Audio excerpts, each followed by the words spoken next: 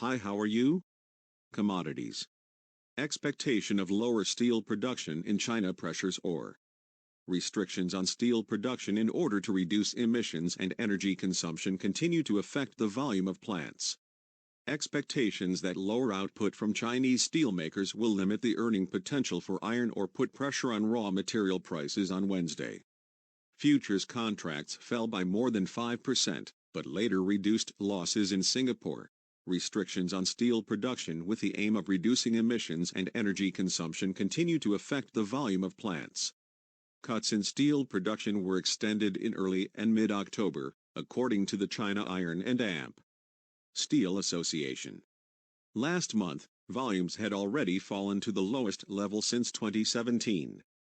Iron ore will move in a volatile fashion, analysts at Huatai Futures such as Shen Yonggang said in a presentation on Wednesday. With prices lower last month, supplies from smaller miners have run out, he says. Therefore, there is not much room for a lasting drop in prices, but there is also not much room for gains due to restrictions on steel production, reflected in rising inventories. Ore stocks at China's ports rose to the highest level since April 2019, according to Steel Home website data. Now, the market is keeping an eye on Fortescue Metals, the fourth largest iron ore producer, which will release production figures on Thursday. In the real estate market, the China Evergrande crisis has gained a new chapter. Officials told the developer's founder to use his own money as a way to alleviate the company's debt.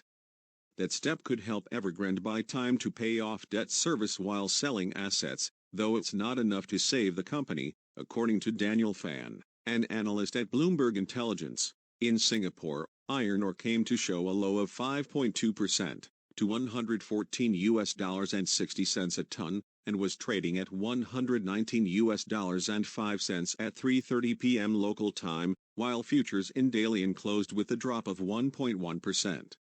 Rebar dropped 5.3% to the lowest level since March, and hot-rolled coil futures lost 3.9% to the lowest since May.